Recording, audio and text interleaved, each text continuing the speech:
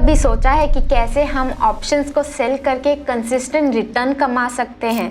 और अगर आपको ऐसी कोई स्ट्रैटेजी चाहिए जो आपको हेल्प करे रिस्क मैनेजमेंट के साथ और proper and clear entry and exit conditions दे, तो आज की वीडियो सिर्फ आपके लिए है। आज की वीडियो में हम डिस्कस करेंगे 2 डायरेक्शनल ऑप्शन सेलिंग स्ट्रैटेजीज, एक कॉल के लिए और एक पुट के लिए, यानी कि हम दोनों मार्केट ट्रेंड्स को कैप्चर करने की कोशिश करेंगे। तो इस वीडियो में बेसिकली हम एक स्ट्रैटेजी क्रिएट करेंगे जिसमें हम इंडिकेटर्स यूज करेंगे जैसे कि सुपर ट्रेंड, बॉलिंजर बैंड और सीपीआर। सिंपल इंडिकेटर्स के साथ हम ऑप्शन सेलिंग स्ट्रैटेजी क्रिएट करेंगे। तो आज की वीडियो में हम देखेंगे कि हम कॉनमैन के साथ कैसे एक स्ट्रैटेजी बनाते हैं, ऑप्शन सेलिंग स्ट्रैटेजी, जिसमें हम एंट्री पॉइंट, स्टॉप लॉस और टेक प्रॉफिट जैसे फीचर्स का फिजिबली यूज करते हैं और एक स्ट्रैटेजी को क्रिएट करते हैं। तो चाहे आप एक बिगिनर है या एक्सपीरियंस ट्रेडर हैं, आज की वीडियो आपके लिए ज़रूर से यूजफुल होगा। तो जैसा कि मैंने बोला कि आज की वीडियो में हम 3 इंडिकेटर्स यूज़ करेंगे, तो चलिए तीनों इंडिकेटर्स को पहले हम ट्रेडिंग व्यू चार्ट में देख लेते हैं और समझ लेते हैं कि ये दिखते कैसे हैं और यूज़ कैसे किए जाते हैं।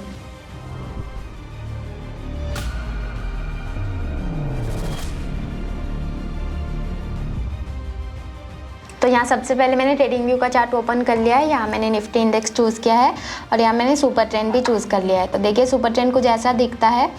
तो सुपर ट्रेंड बेसिकली हमें क्या इंडिकेट करता है, अप ट्रेंड और डाउन ट्रेंड को इंडिकेट करता है। जब प्राइस सुपर ट्रेंड के नीचे हो तो हमें ये इंडिकेशन मिलता है कि मार्केट अभी बेयरिश मूवमेंट में जाएगा, और अगर प्राइस सुपर ट्रेंड के ऊपर हो तो हमें ये इंडिकेशन मिलता है कि प्राइस अभी बुलिश ट्रेंड में जाएगा। तो देखिए यहाँ जब भी प्राइस सुपर ट्रेंड के नीचे था, यानी कि रेड सुपर ट्रेंड था, तब प्राइस डाउनवर्ड ट्रेंड में था, और जब भी ये सुपर ट्रेंड के ऊपर गया यानी कि ग्रीन सुपर ट्रेंड हुआ तो प्राइस अपवर्ड ट्रेंड में जाने लगा। नेक्स्ट इंडिकेटर हम यहाँ चूज़ कर रहे हैं बॉलिंजर बैंड्स। तो यहाँ मैंने बॉलिंजर बैंड्स ऐड कर लिया है। तो देखिए बॉलिंजर बैंड्स कुछ ऐसा दिखता है। इसमें 3 लेवल्स होते हैं। अपर बॉलिंजर बैंड, ये रेड कलर की लाइन, ये ब्लू लाइन हमें इंडिकेट करता है मिडल बॉलिंजर बैंड, और ये ग्रीन लाइन इंडिकेट करता है लोअर बॉलिंजर बैंड। तो ये हमें ओवरबॉट और ओवरसोल्ड पोजीशंस को इंडिकेट करता है। अगर प्राइस रेड बॉलिंजर बैंड यानी कि अपर बॉलिंजर बैंड के ऊपर है तो हम ये प्रेडिक्ट करते हैं कि मार्केट अभी ओवरबॉट है और मार्केट अभी नीचे आएगा। और सिमिलरली अगर ये लोअर बॉलिंजर बैंड के नीचे है, लोअर बॉलिंजर बैंड को क्रॉस करता है, तो हम ये प्रेडिक्ट करते हैं कि मार्केट अभी ओवरसोल्ड पोजीशन में है। तो देखिए सीपीआर कुछ ऐसा दिखता है। सीपीआर में बेसिकली 3 लेवल्स होते हैं, एक central pivot range, resistance level और सपोर्ट लेवल। अगर मार्केट सपोर्ट लेवल यानी कि सीपीआर S1 के नीचे जाता है तो हम ये प्रेडिक्ट करते हैं कि मार्केट अभी बेयरिश ट्रेंड में जाएगा, और सिमिलरली अगर ये रेजिस्टेंस लेवल को क्रॉस करके ऊपर जाता है तो हम ये प्रेडिक्ट करते हैं कि मार्केट अभी बुलिश ट्रेंड में जाएगा। तो चलिए अभी चलते हैं हम कॉनमैन प्लेटफॉर्म पे और जाके देख लेते हैं कि स्ट्रैटेजीज़ को कैसे क्रिएट करना है। तो यहाँ मैंने कॉनमैन प्लेटफॉर्म को ओपन कर लिया है और यहाँ मैंने स्टार्ट डेट और एंड डेट चूज़ कर लिए है। मैंने स्टार्ट डेट 2022 से आज तक का लिया है। नेक्स्ट मैंने यहाँ इंस्ट्रूमेंट चूज़ किया है निफ्टी। उसके बाद हम यहाँ टाइम फ्रेम चेंज कर लेंगे। टाइम फ्रेम मैंने यहाँ पे 3 मिनट्स का रखा है। नेक्स्ट हम बॉलिंजर बैंड ऐड करेंगे। बॉलिंजर बैंड में मैंने यहाँ कैंडल इंटरवल 5 मिनट्स का रखा है ताकि हम शॉर्ट टर्म ट्रेंड्स को भी कैप्चर कर सकें।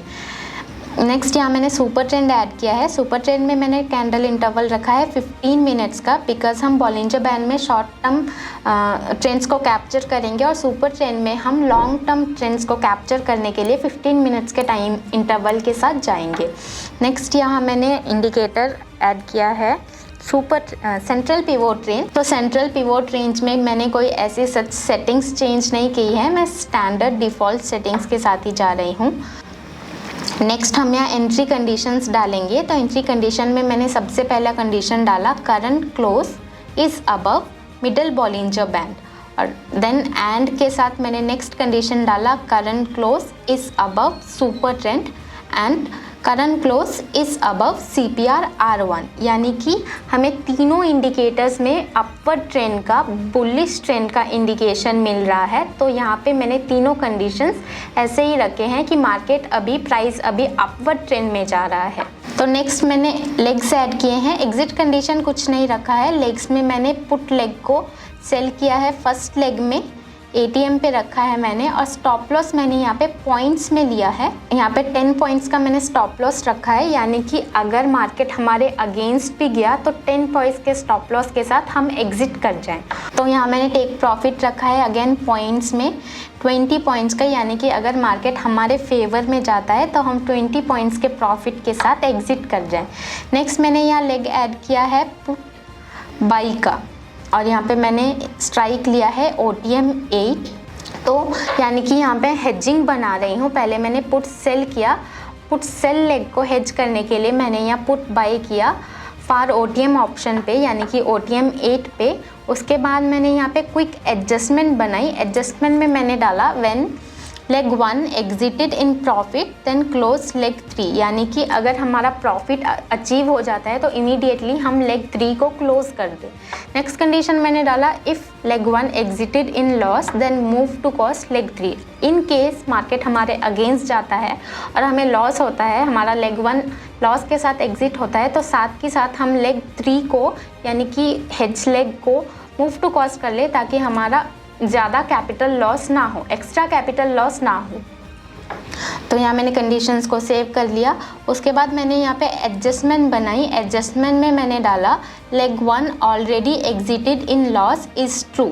जब हमारा लेग 1 लॉस में एग्जिट हो तो यहाँ पे मैं 2 लेग्स ऐड करूँगी, कॉल सेल लेग और call by leg. Again call sell leg को मैं ATM स्ट्राइक पे रखूँगी और कॉल बाई लेग को यानी कि हेज लेग को OTM 8 पे रखूँगी। तो यहाँ मैंने कॉल सेल कॉल बाई इसलिए किया बिकॉज पहले हमने पुट सेल किया था, तो हमारा इंडिकेशन था कि मार्केट अपवर्ड ट्रेंड में जाएगा तो हम प्रॉफिट कैप्चर करेंगे, बट मार्केट हमारे अगेंस्ट जाने लगा तो हमने जो लॉस किया उस लॉस को रिकवर करने के लिए मैंने यहाँ पे कॉल सेल लेग को ऐड किया, और इस लेग को हेज करने के लिए मैंने यहाँ पे कॉल बाई लेग को ऐड किया। अगेन मैंने स्टॉप लॉस सेम रखा 10 पॉइंट्स का और टेक प्रॉफिट रखा 20 पॉइंट्स का। नेक्स्ट क्विक एडजस्टमेंट्स बनाई मैंने। क्विक एडजस्टमेंट्स में मैंने सेम रखा when it is exited in profit then close leg 4 immediately, और when it is exited in loss then move to cost leg 4 immediately, ताकि हमें फर्दर कैपिटल लॉस ना हो। उसके बाद मैंने यहाँ पे एडवांस्ड ऑप्शंस में एडजस्टमेंट के लिए इमीडिएट रखा है।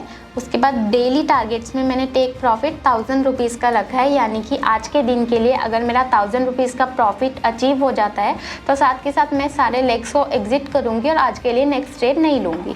तो यहाँ मैंने मैक्सिमम ट्रांजैक्शन पर डे 1 रखा है। तो चलिए अभी सबमिट करते हैं और देखते हैं रिजल्ट्स। तो देखिए हमारे रिजल्ट्स कुछ ऐसे हैं। तो पहले हम स्लिपेज ऐड कर लेते हैं। स्लिपेज मैं यहाँ पे 0.5 का डाल रही हूँ क्योंकि ये हमारी सेलिंग स्ट्रैटेजी है। तो आप रिजल्ट्स देख सकते हैं यहाँ पे विनिंग प्रोबेबिलिटी 69.44, जो कि सेलिंग स्ट्रैटेजी के लिए बहुत ही अच्छी विनिंग प्रोबेबिलिटी है। रिस्क पर ट्रेड 1.01% और मैक्सिमम ड्रॉडाउन 10807.57, यानी कि मैक्स 10,000 का ड्रॉडाउन आया है। उसके बाद डेज ऑफ वीक में हिट और मिस आप देख सकते हैं, प्रॉफिट एंड लॉस देख सकते हैं। सिमिलरली आप monthly wise profit and loss भी देख सकते हैं। उसके बाद यहाँ पे ट्रांजैक्शन ऑर्डर डिटेल्स में आपको सारे ट्रांजैक्शन की एक एक करके डिटेल्स भी मिल जाएंगी। तो ये स्ट्रैटेजी हमने बनाई। अगर मार्केट अपवर्ड ट्रेंड में हो तो हम क्या कर सकते हैं। नेक्स्ट स्ट्रैटेजी हम क्रिएट करेंगे सेम स्ट्रैटेजी अगर मार्केट डाउनवर्ड ट्रेंड में हो। तो देखिए यहाँ मैंने अगेन स्टार्ट डेट और एंड डेट ले लिया है। मैं अगेन 2 साल के लिए बैक टेस्ट कर रही हूँ। इंस्ट्रूमेंट मैंने सेम यहाँ पे निफ्टी रखा है।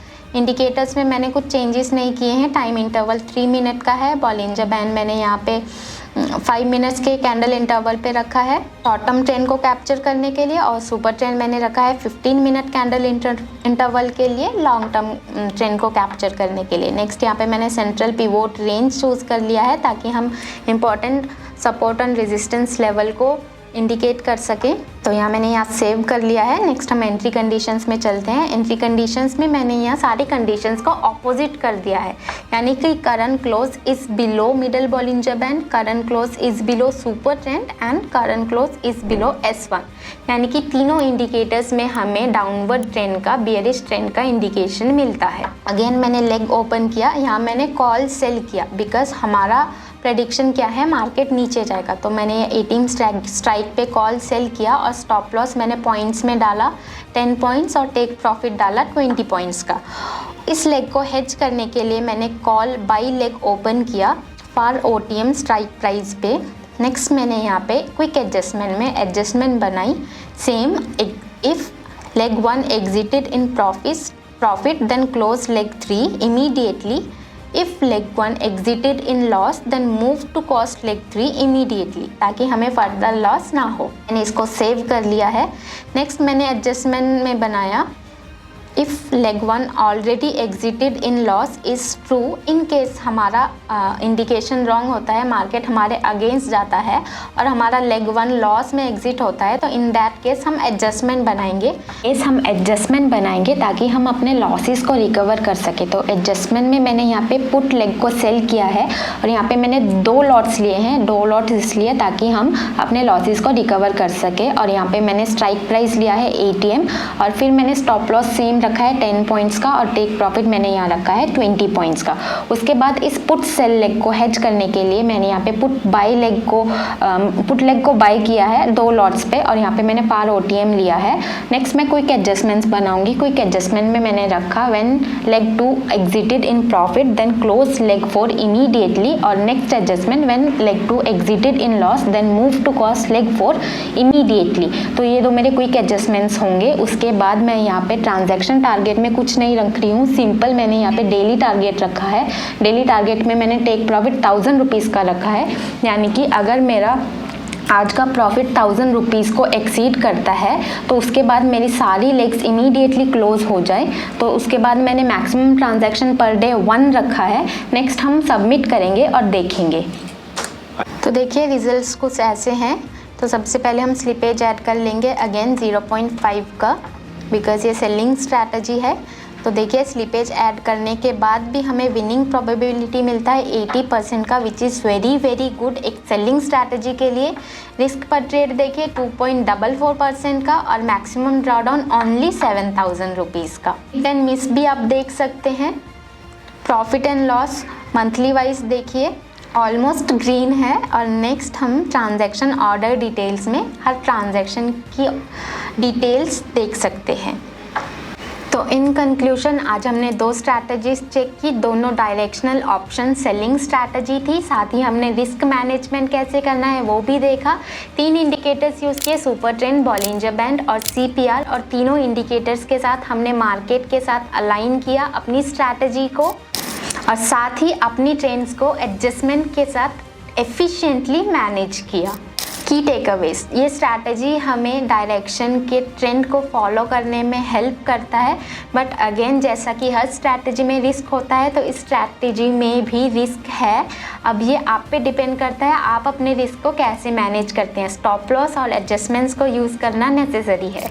डिस्क्लेमर, ये स्ट्रैटेजी मैंने लास्ट 3 साल में बैक टेस्ट किया है 2023 से 2025 तक का, लेकिन इसके शॉर्ट टर्म रिजल्ट्स वेरी कर सकते हैं। ये स्ट्रैटेजी सिर्फ एजुकेशनल पर्पस के लिए है, कोई रिकमेंडेशन नहीं है, इसको अपने रिस्क पे ही यूज़ करें। Trading and investing involve substantial risk and are not suitable for every investor.